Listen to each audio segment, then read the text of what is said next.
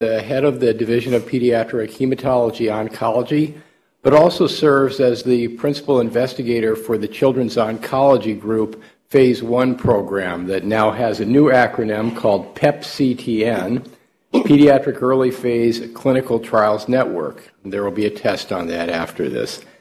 So Brenda is a Canadian, matriculated down here to Minnesota after her residency, did her fellowship with us, and we were fortunate enough to have Brenda stay after that.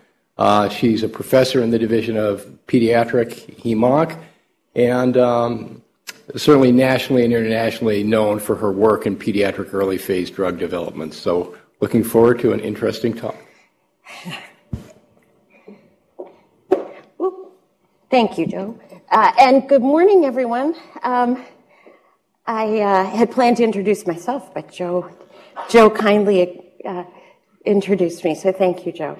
I'm going to give you a little broad overview, and hopefully by the end of this you'll have a better understanding of some of the challenges and the exploding landscape of pediatric cancer drug development.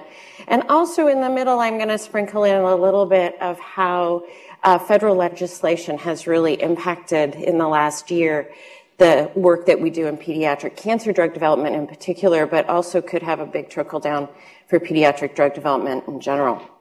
When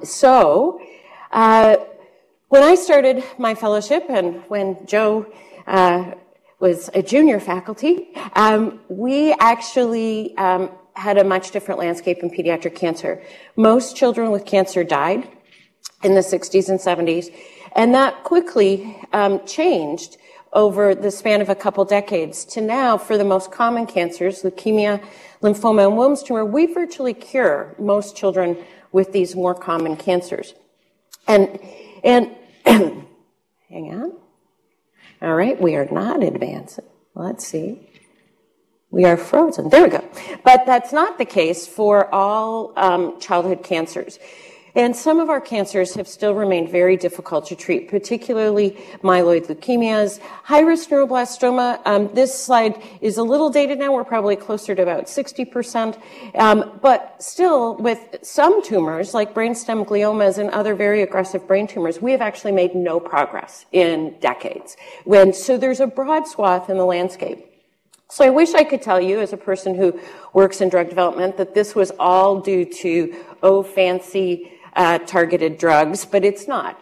This slow and steady increment in the cure rates of childhood cancer has been through advances in supportive care and smart use of classic cytotoxic chemotherapies.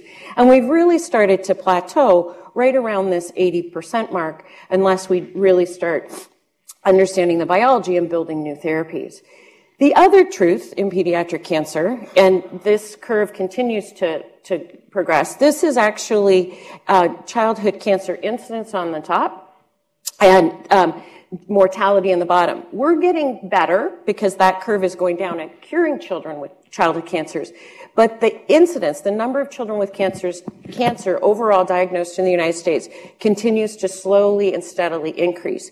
What this in effect does is it's creating a greater population of survivors of childhood cancer. And so if you look at one of the other big evolving features in childhood cancer right now is we are having an ever-growing population of children who have been exposed particularly to aggressive cytotoxic agents that are surviving long-term. And so when we cure childhood cancer, it is what I call cure with a cost. And cure with a cost is that the cytotoxic chemotherapies that we use, by looking at toxicity gradings for drugs, most children have what are called grade 4 or life-threatening acute side effects for the treatment of their childhood cancer. And we accept this as what we need to do to cure the children. But this is really, the vast majority have life-threatening or severe, or in very rare, thankfully, cases, even fatal outcomes for just the upfront treatment of their childhood cancer. And as I mentioned, the ever-growing population of children exposed to these cytotoxic agents is its cure with a cost. And the late effects of childhood cancer hit every single system in our body. And this is something that is becoming of greater and greater concern as we are developing better and better ways to cure these children. And so when we talk about curing children, we are still talking about a very rare disease. Cancer overall in children affects about 1 in 300. So think about an elementary school. There's going to be a child in that school with cancer. But it remains the #1 medical cause of death of children in the United States less than 18 years of age. Having said that, one of the greatest challenges of developing new therapies, but also of doing research in childhood cancer, is depicted on this slide. It falls into what is termed by the National Institutes of Health a rare disease. If you compare at the top the incidence of adult cancers to one childhood cancer, it's roughly about 150 to 1. And women, 1 in 8 in their lifetime will get breast cancer. 1 in 300 children will get cancer, period. Not a specific type of cancer, cancer, period. And when you look at if you look at the age spread, you can see the majority of these children are diagnosed between 0 and 15 years of age. However, there is this overlap with our adult colleagues in what we call the adolescent young adult group. And actually, the NIH defines adolescent young adult up to age 39, so go. That's a young adult. But in that ballpark is really kind of a real area of concern and interest because these individuals tend to fall into a bit of a no man's land. Childhood cancer accounts for just shy of 3,000 deaths per year in the United States in children. So when we look at drug development and the treatment of children with cancer, we have 3 overriding themes. We have to still improve cure rates. So yes, we can say we cure roughly 80% of children with the most common form of child leukemia, acute lymphocytic leukemia. However, we cure almost none of the children with brainstem gliomas. So we still have a huge, huge way to go in improving cure rates. We have to minimize what I call cure with a cost. We have to decrease the acute side effects, those life-threatening severe side effects that we accept as a course of doing business to cure the child. We also, and becoming increasingly more important, as the survivors of childhood cancer live longer, we have to minimize late effects. We're learning more and more as people get 10, 15, 20 years out what the ramifications of the treatment of those cancers are, and really needs to be a driving force of how we think about cancer treatments moving forward. So I've shared that childhood cancer is rare. It really is rare. It makes it very hard to study children with cancer and to develop therapies because we can't, just as a single institution, say, I'm going to study every child with leukemia that walks in this door and think that we're going to make a big difference. We have to actually collaborate and work together. And childhood cancer has served as really the poster child of collaborative, multi-centered, multidisciplinary research and clinical trials, really spanning over now almost 4 decades, driven by the initial mandate from the National Cancer Institute. Our problem is getting even worse as we learn more and more about the biology of childhood cancers, and subclassifications and smaller risk groups are making this even harder because we're getting smaller and smaller populations. So we have, in essence, gotten to the cure rates that I showed you by working together, by looking at ways of putting everybody on the same studies, on the same collecting specimens, and being able to move as a group across the pediatric oncology field through support of the National Cancer Institute's Cooperative Group Program. And this is critical. This is actually critical to the understanding of how we've made the strides that we have. So a fundamental principle in pediatric cancer treatment is that we enroll people on clinical trials. These are not experiments that are guinea pigs. These are really tried and true therapies that we're trying to tweak, or we're trying to collect specimens, or we're trying to move the bar or decrease toxicity. So I told you a big push is decreasing toxicity. Fundamentally, at some point in a child's cancer journey, about 80% of children are enrolled on clinical trials. This is in stark contrast to our adult medical oncology colleagues, where less than 5% of adults nationally are enrolled on clinical trials. But we've had to do this because we work in a rare disease. And we have a fundamental principle that everything is multimodality, meaning we use surgery, chemotherapy, radiation, and have a much more organized and aggressive approach than in medical oncology. So this really forms the underpinnings of what became, about 16 years ago now, the Children's Oncology Group. And this was a merging of all the cooperative groups that had been formed in pediatric cancer starting in around the 1970s. And interestingly, little sidebar, Dr. Mark Nesbitt, who was here, was actually one of the founding people of the Children's Cancer Group, one of the original NCI-supported clinical trials networks, and that originated here at the University of Minnesota. So we have a long and rich history of being leaders in this field. The Children's Oncology Group is really funded and mandated to design and conduct clinical trials in pediatric cancer. And a huge piece of this, and this will become important as I go through, you'll see the biology, that correlative lab research is critically important. We need to translate the findings from the lab into new therapies because it's the only way we're actually going to ultimately move that bar. We have to identify causes and associations. Dr. Logan Spector here at the University of Minnesota is a leader in this field within the Children's Oncology Group. Understanding exposures, understanding environmental interactions, gene-environment interactions. Because we, again, have a rare disease, we have to actually do this in an organized, systematized way. We also have to improve the quality of life and the quality of life of survivors and minimize the long-term risks of our survivors of childhood cancer.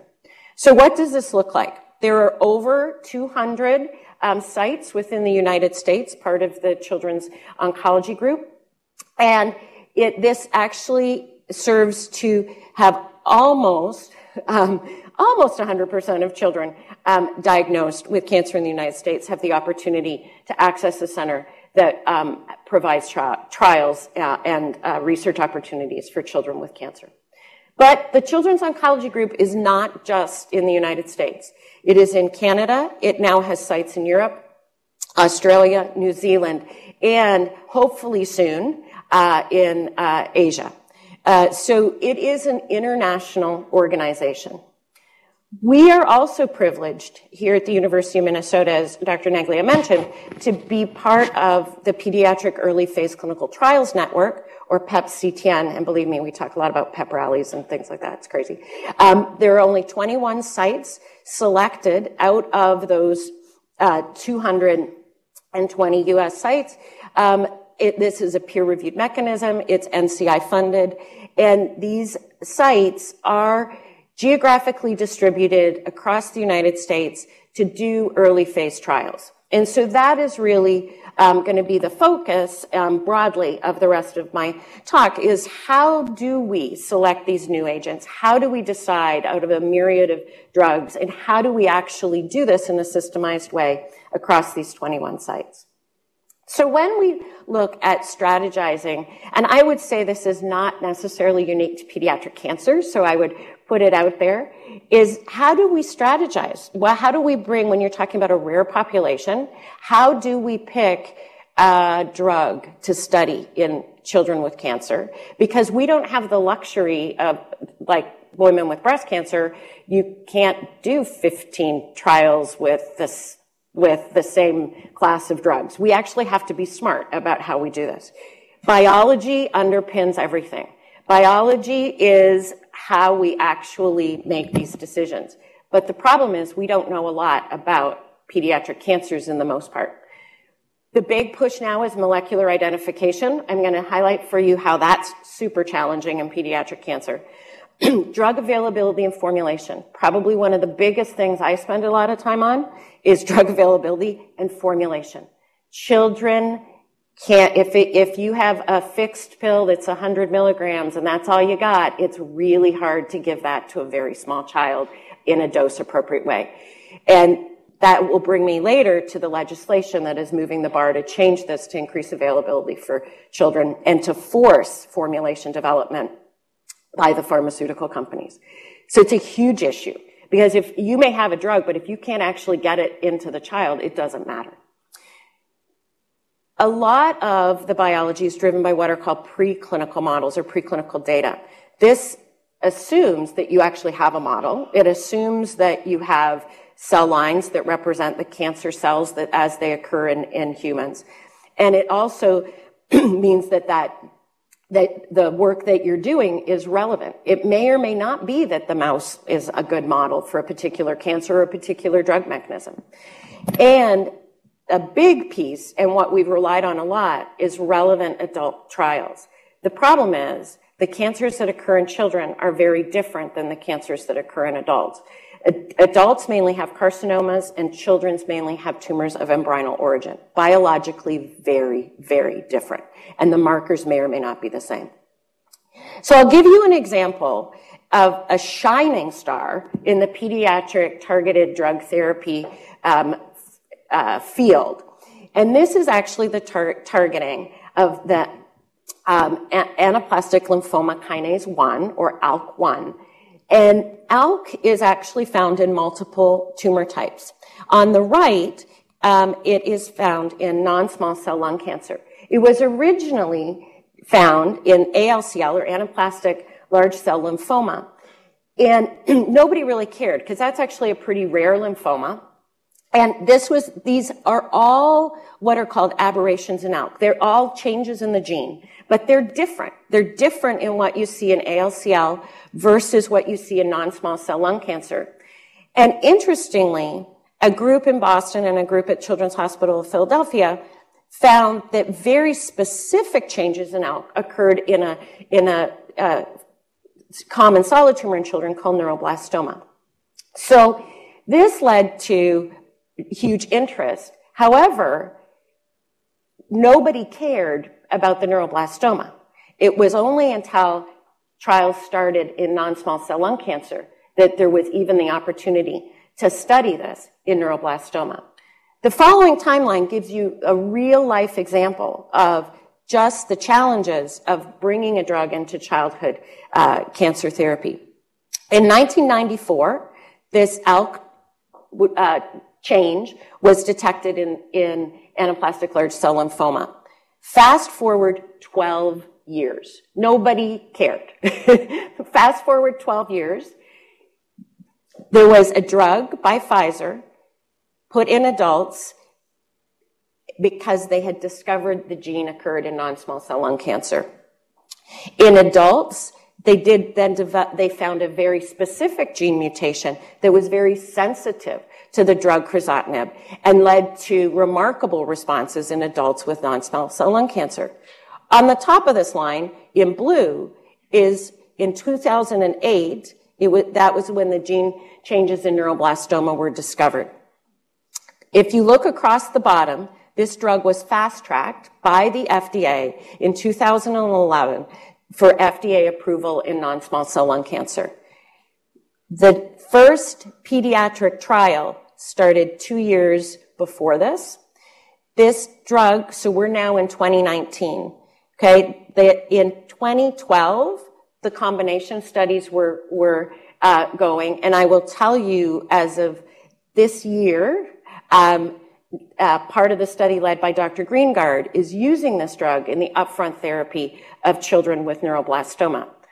But that timeline, if you think about it, the gene was discovered in 1994, and we're 2019. This is a very long and slow process and lags incredibly behind that of adults. And I will tell you the drug is still not approved for children by the FDA. Yet it was approved in 2011 for treatment of non-small cell lung cancer. And this is important because if you look at the response to a drug like crizotinib in children up here on the your left, that is a PET scan of a patient with anaplastic large cell lymphoma who didn't respond to upfront chemotherapy, and all those black dots are lymphoma. They got one cycle, which is 28 days of daily crizotinib, and tumor disappears. So if you have the gene and you have the drug, this actually works. It's really cool.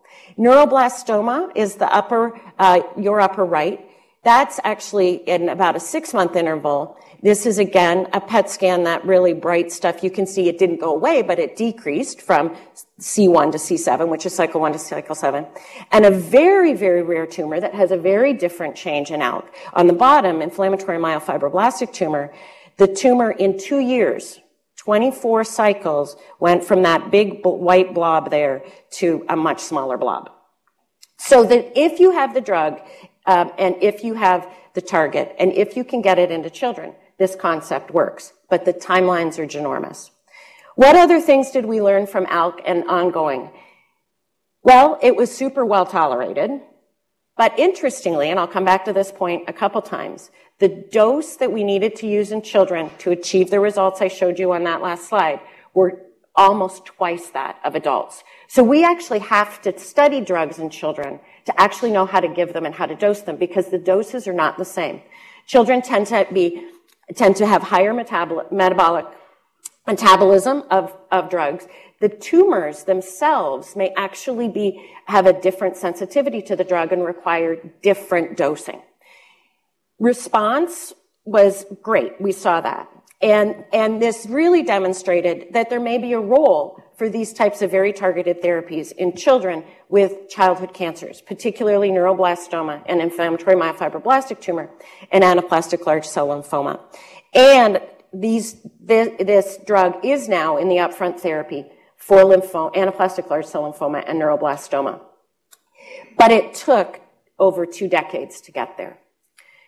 So lessons learned, and we're still learning. And this example is used repeatedly to demonstrate how we have to change the system. But this is getting even more complicated because cancer is now a genomic disease. We are learning that cancer is so complex and that the drug explosion over the last decade is making this more and more difficult in childhood cancer as we learn more and more. So childhood cancers and cancers in general are genetically complex. And there's a small number of core pathways that are altered in most tumors, so core signaling pathways. But they're not easily targeted. It's very hard to actually demonstrate that they exist in pediatric cancer, and this is a really difficult thing for us to do. So this has led, and most of you have probably seen, to what's the whole field of precision oncology. Taking a drug like crizotinib, hitting a target like ALK, and saying, yay, we've hit the magic bullet. And this has been a myriad of adult trials. And there's really not been the same paradigm in children until now.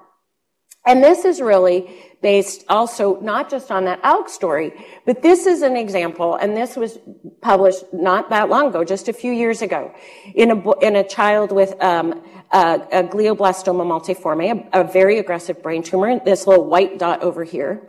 Well, they looked at the tumor and said, okay, what genetic changes occur in this tumor? Well, they found that something called BRAF V600E, a mutation, was found in this boy's tumor. But it's found in less than 5% of glioblastoma multiforme. But interestingly, it's the same mutation that's found in melanoma. So again, lung cancer, we get the drug in children. Melanoma, we get the drug in children. And a drug called venurafimab was given to this child, and actually you can see the tumor disappeared. Giving the sense that if we want to move the field in pediatric drug development, we've got to actually figure out how to detect these. But this gets even more complicated. So if we get even more complicated, there are many challenges about applying this approach to children. We have a limited understanding of the biology. We really don't know. We honestly don't know. And I'll show you that it gets even harder. Limited models, and we have limited expertise in actually doing this. All of the studies so far have been in adults. And we have challenges of clinical trial design. As I said, it's a rare disease. We can't do this in hundreds and hundreds of children. The other huge limitation is drugs.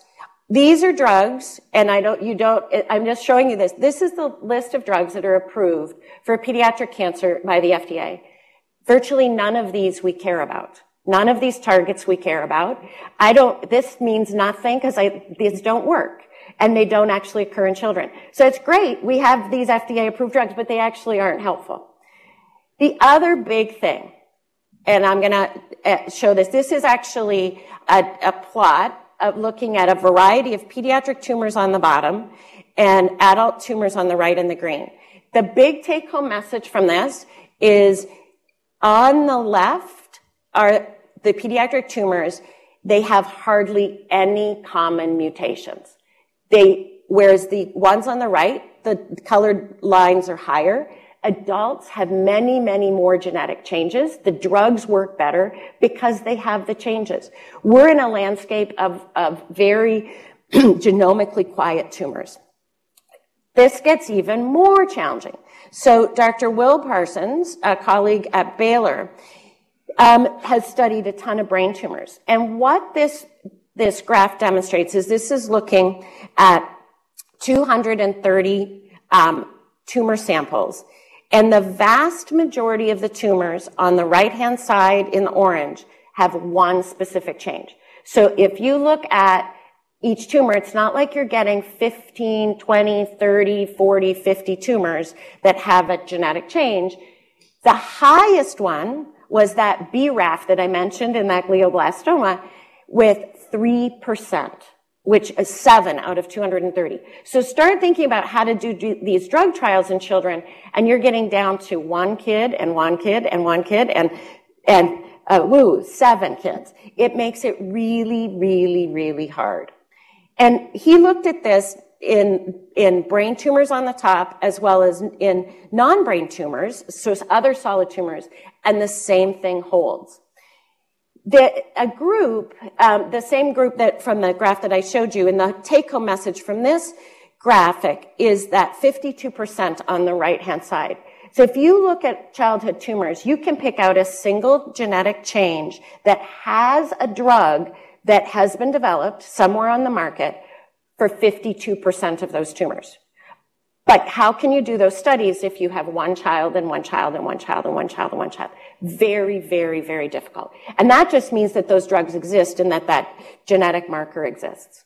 So this has led to a whole lot of what are called precision medicine oncology trials in children. Again, very, very difficult and very hard to do, but very specifically targeted. And the one that I want to highlight is this one in the middle, a drug called lertrectinib, but it actually was for a very specific, uber rare tumor, and it had the genetic marker and the drug in liquid formulation. The only reason this trial actually worked was because it had a liquid formulation. But these are all examples of doing this at a scale that is becoming increasingly, increasingly hard. And to move the bar.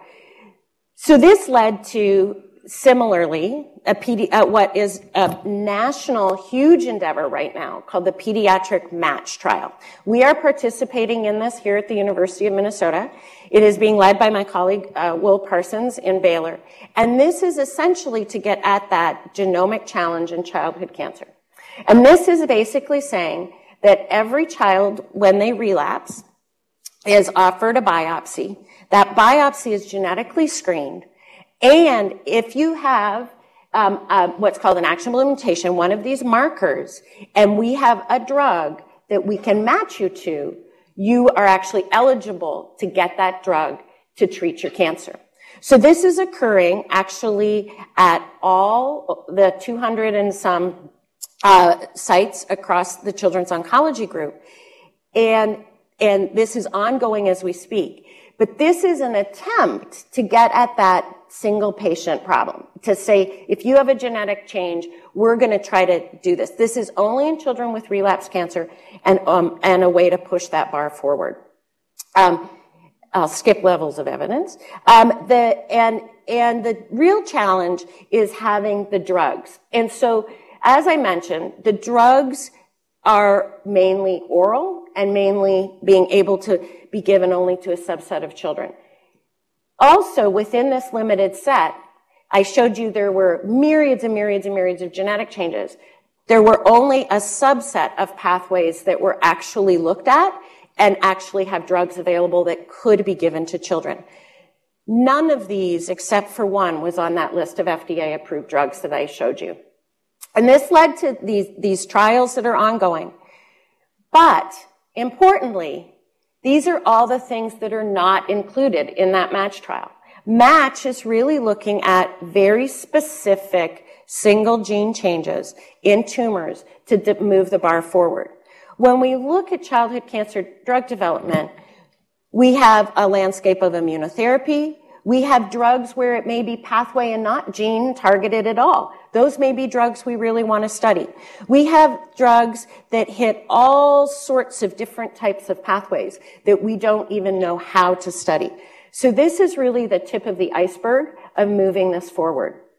And a big gap in this, and I'm really one slide showing this, is that we have this whole explosion of therapies targeting the immune system right now that don't fit into this paradigm at all. And how do we marry studying those in children with cancer as with these targeted therapies? So that's the gene drug story, but it gets even more challenging. If you think about a tumor, it's not just the cells within that tumor. It sits within its what's called tumor microenvironment. It sits in an area that may be muscle, maybe brain, maybe subcutaneous, and maybe skin. All of those environmental factors play a role in how the therapies work and how drugs are delivered. Pharmacogenomics. I mentioned this briefly.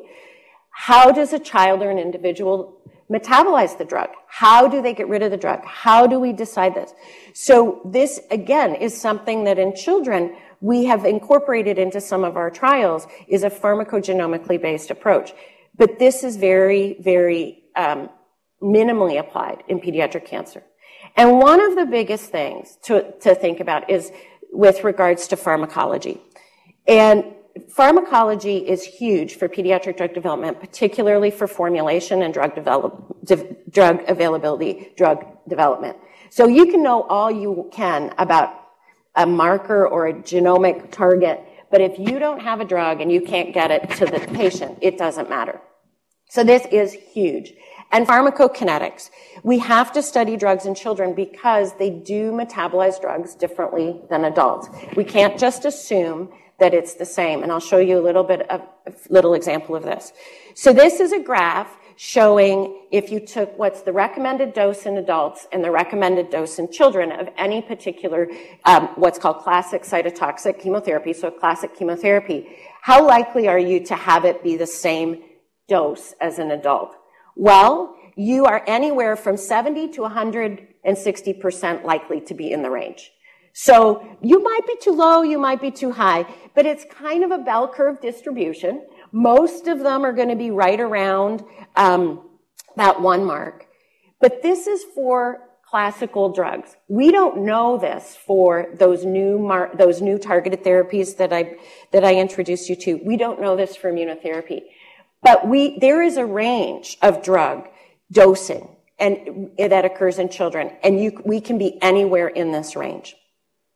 And so it really is, and I showed you very briefly the example of, with crizotinib, we ended up at twice the dose of adults. And so the pharmacokinetics can make a difference, and it can change dosing, and it can change schedule.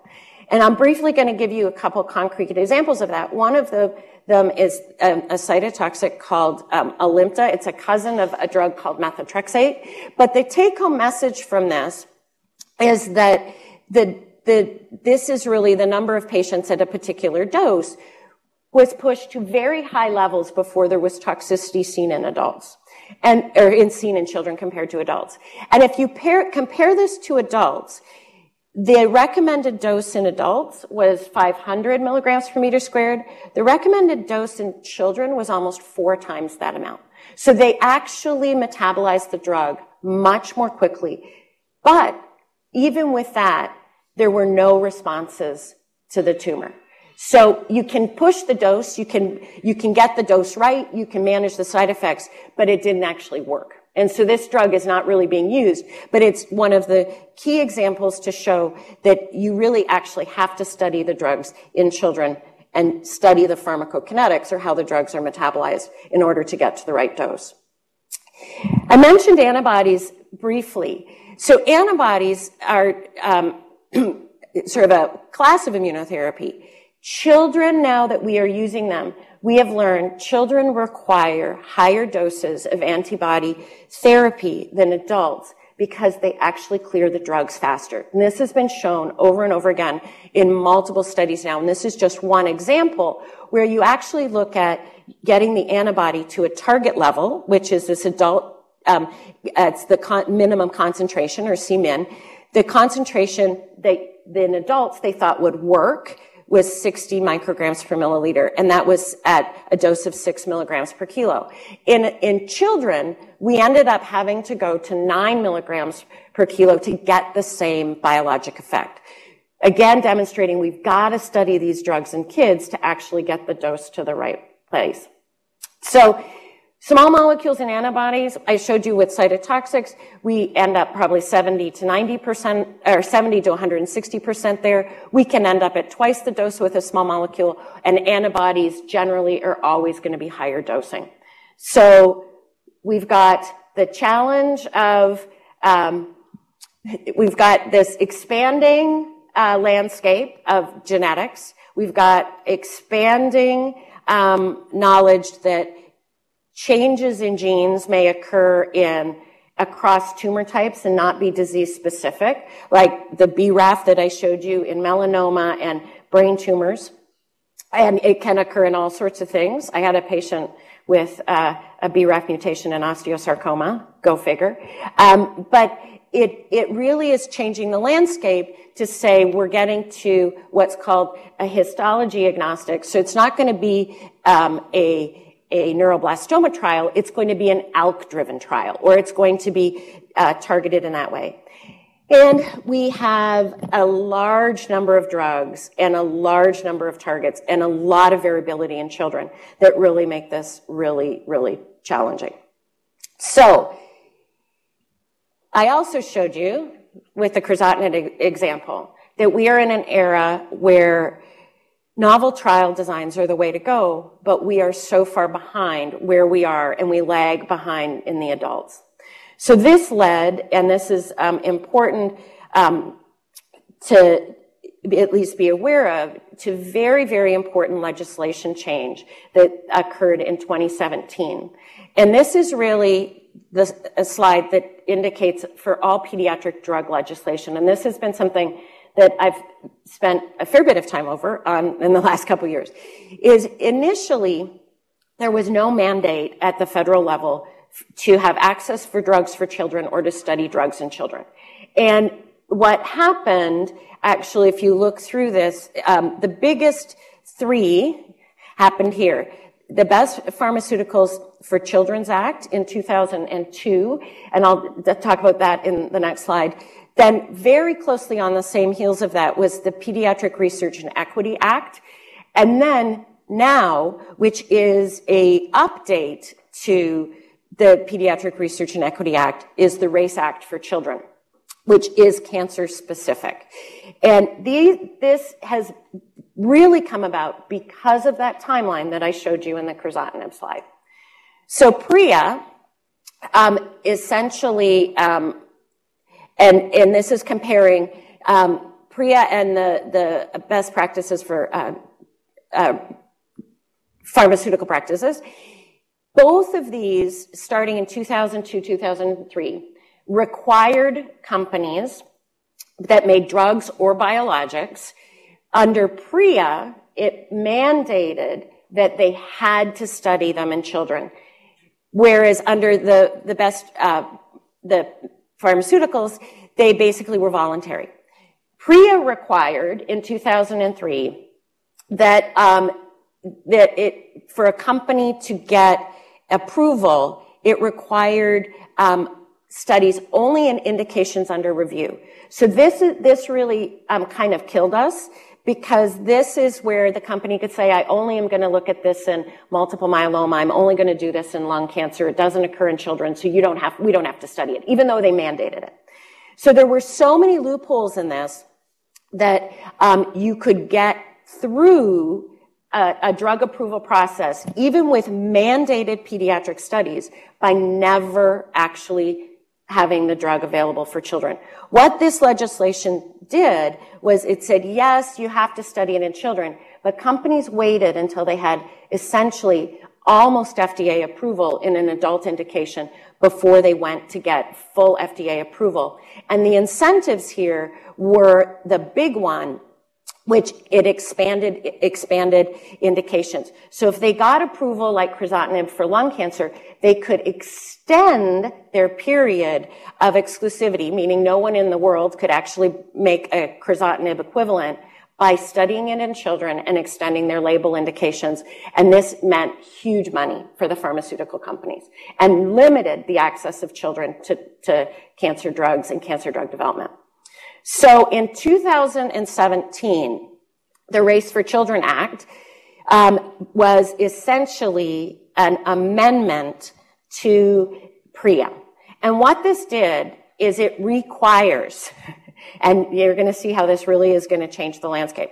This actually legislation requires that new molecularly targeted drugs, so the introduction I gave you to, if we had, 52% of children there's one patient who might have one target and one drug, but requires the evaluation of molecularly targeted drugs, and they have to be for the molecular target, it has to be substantially relevant to the growth and progression of a childhood cancer. There's no definition of what substantially relevant means. The FDA hasn't defined it and the government hasn't defined it. That's a huge piece right now, because if you're that one patient with that one mutation, that's probably substantially relevant. And it mandates molecularly targeted pediatric cancer drug investigation in a clinically meaningful study. So here we come back to trial design, using appropriate formulations. So this legislation mandates companies now to actually commit to developing a pediatric-friendly formulation. Has to study dosing, safety, and preliminary efficacy. So this essentially applies to a huge number of drugs. It also eliminated the exemption rule. So if you are studying something that you think is for lung cancer, but that same target has been found in a pediatric cancer, you no longer can say, oh yeah, no, I'm just developing this for lung cancer, I don't want to do it for children. They actually removed the ability for companies to actually apply for exemptions. So this legislation mandated something else. This legislation mandated the creation of lists of targets. Okay, this is a little crazy, and I was part of a lot of this, is this mandated collaboration between the National Cancer Institute and the FDA to have and maintain a list of relevant targets. And remember, we never defined relevant. And this was completed actually by August of last year. And also non-relevant. So non-relevant targets actually do get a waiver. So if you can prove that there's nothing about that target that would ever be of relevance in pediatrics, you can actually apply for a waiver. And there were lots of meetings and lots of things went on. So these target lists were developed.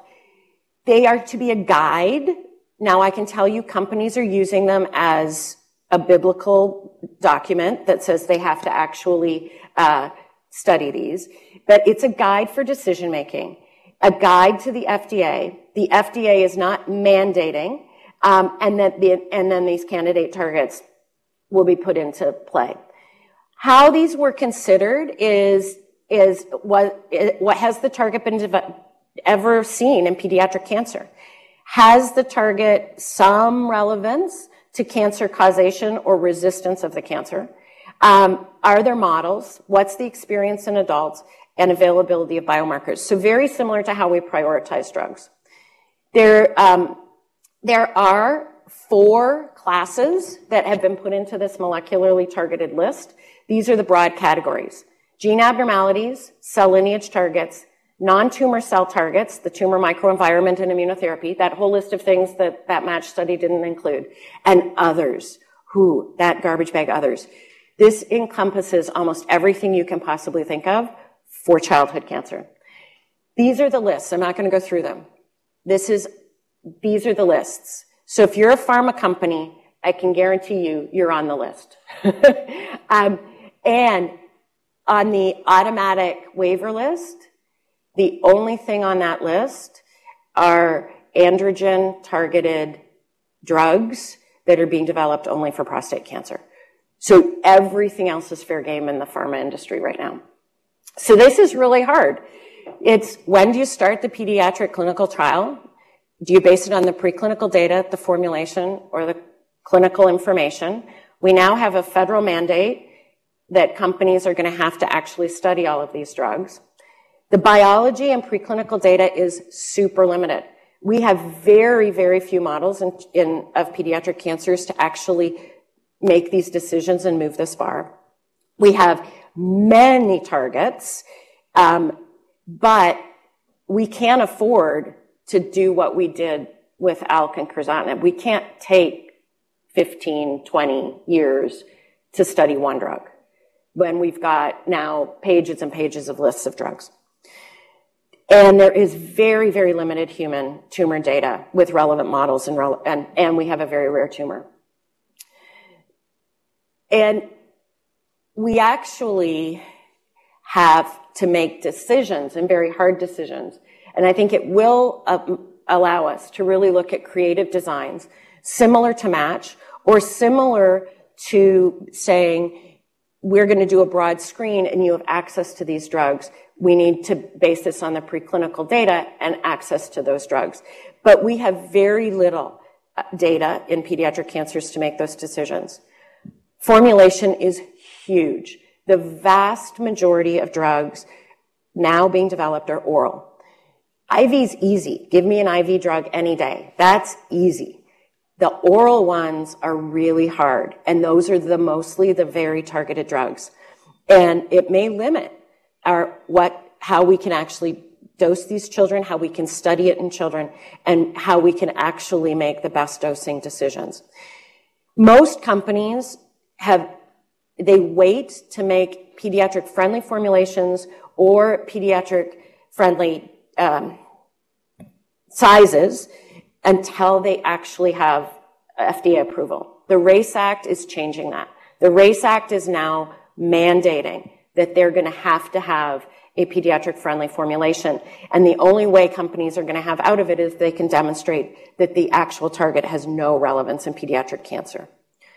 So we have many key considerations. We have a formulation requirement. We have the importance of timing of development of these. Companies do not want to develop these up front. It's a huge financial investment. And there's a huge impact. And what we're starting to do is what I have on the slide here and pushing hard is what's called a phased formulation development.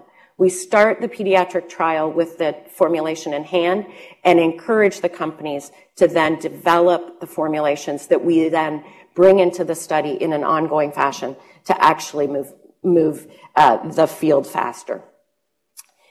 We have to study the safety and toxicity profile.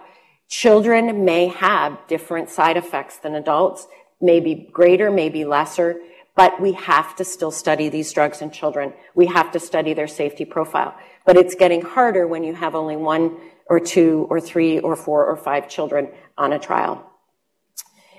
Patient population, again, we are moving to the need for greater collaboration, not just within COG, Canada, the United States.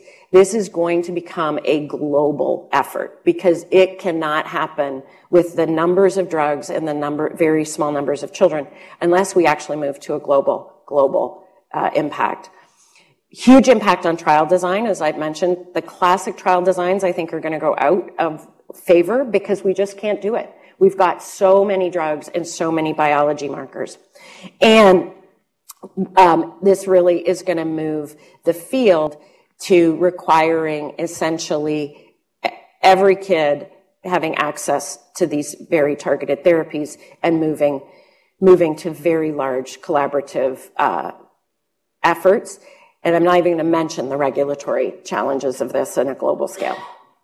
So hopefully I've showed you that developing new agents for childhood cancer care in children is a very changing landscape. And it has exploded over the last 18 months, especially with the RACE Act.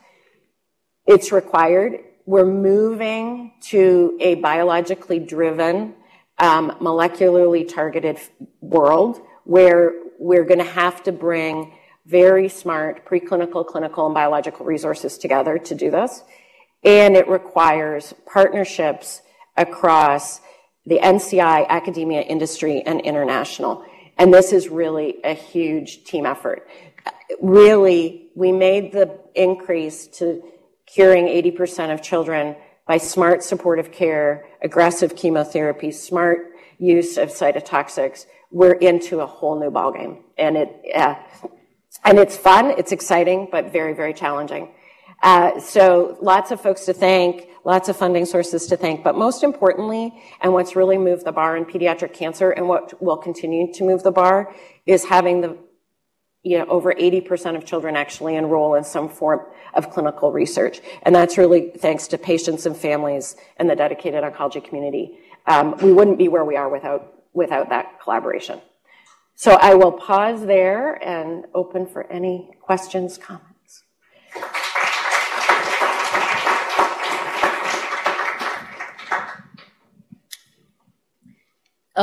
Brenda, at the risk of sounding insensitive, yes, there's a lot of other childhood diseases in whom, a lot of medications are not available to them.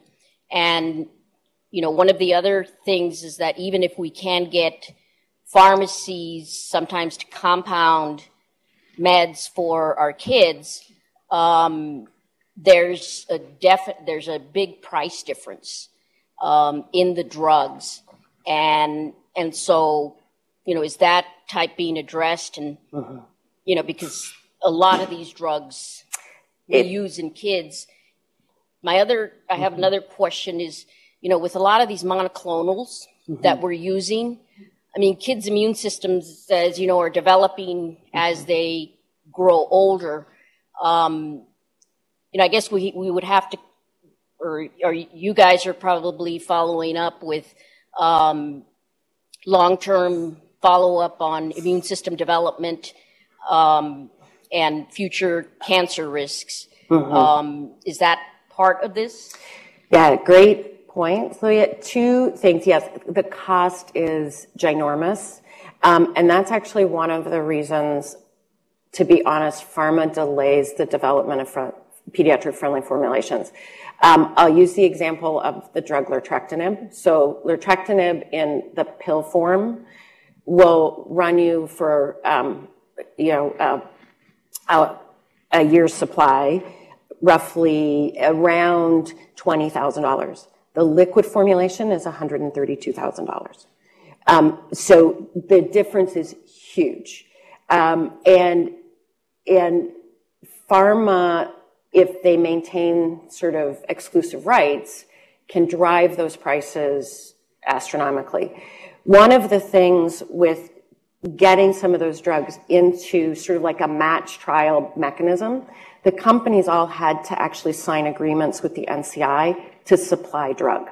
They're not necessarily the pediatric friendly formulation, some of them are, but the companies, it was one of the agreements with the FDA and the NCI is that to do that trial, the companies actually had to agree to supply drug. But I agree with you, cost is a huge barrier. And interesting that you raised the long-term follow-up piece. This is actually, as I mentioned, a huge priority.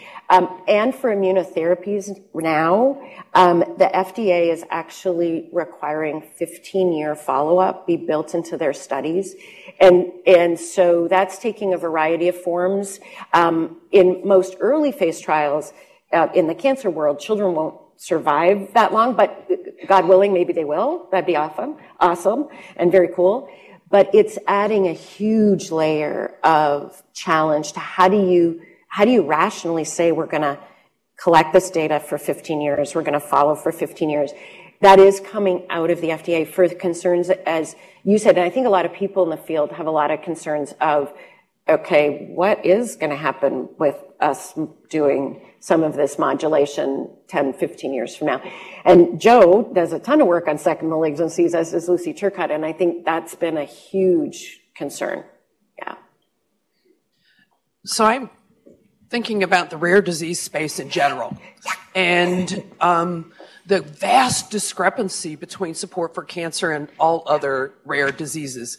And you can do 15-year follow-ups, and you can have giant clinical trials with $100,000 drugs for 500 bazillion different cancers, and other rare diseases get bupkis. Yeah. How do we make it fairer for all kids? Because I'm not begrudging cancer's support in any way, and it's made such a difference for children with cancer. But there are a whole lot of other rare diseases in children that get nothing. Yeah. So how does that happen? What do we do as pediatricians to advocate generally for better support of rare disease action for children? Yeah. So I think that's a great point. And actually that came up at one of the big panel discussions about the RACE Act that I was privileged to participate in, as there were, and I think the hope is that having got this RACE Act through, which is cancer specific, and there was a lot of discussion about this, does this serve as a paradigm to say, okay, now we have to change it? Because I agree, and there were several people who have the exact same sentiment that you just expressed, that, this should be the case for all childhood diseases and rare diseases, because I would argue that as we get more and more savvy about the biology, we're going to get in many, many different diseases into these really, I would say, ultra rare situations, and companies are not forced, other than now in the cancer space, to actually do anything about it. So I think you're dead on. And I think it's that advocacy.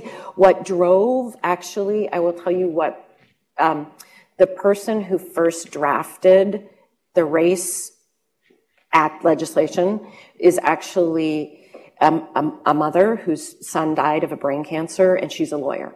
And she said, I need to figure this out. So that was grassroots advocacy that then galvanized the whole field, that then actually put a legislative change in place. But it actually started with a mom, very grassroots advocacy, and it was very cancer specific. Now, if you talk to her, I think she too feels, it would be awesome if we could move that bar. So I agree. I think it's advocacy. I think it's just huge pressure. Brenda, thank you for the presentation. I think for those of us who take care of your patients all the time, it's really helpful and illuminating to get a really broad perspective like you presented. So thank you. I don't have a rare disease axe to grind, but I do have a question. Feel free. I'm interested in the definition of cure. And, you presented really interesting information. And does the definition of cure include the morbidities, toxicities, and deficits that come up? And, should it? And is the definition for cure different between adults and children? And if it's not, should it be? Yeah, it's a great question. So when we say cure, it's cure of their primary malignancy. And cure, we define as no evidence of that primary malignancy at 5 years. That has nothing to do with kind of what Joe and Lucy spend a lot of time on, is looking at the second malignancies, cardiac outcomes, all of that stuff.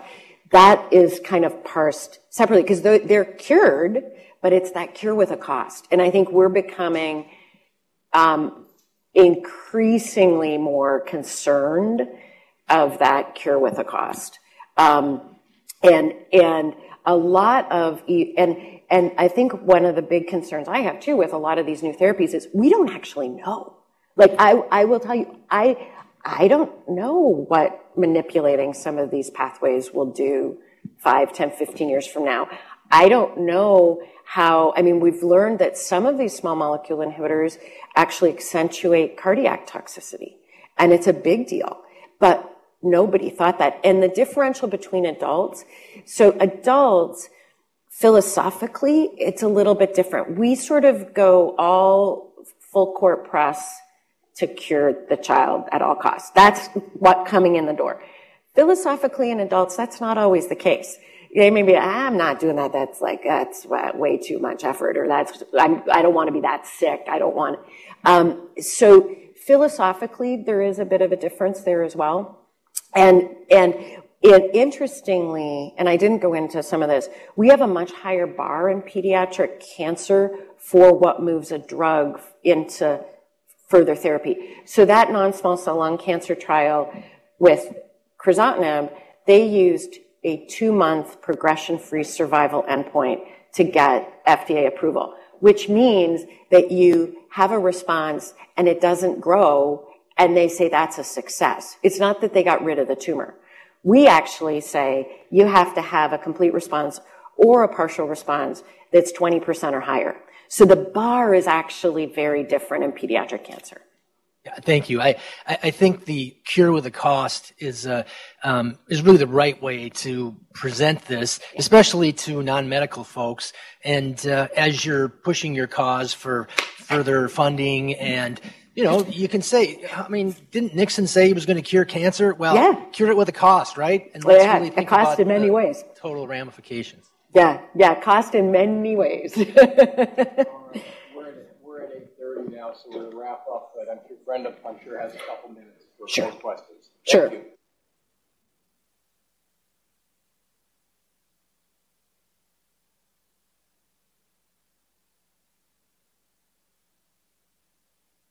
You have been disconnected from the meeting.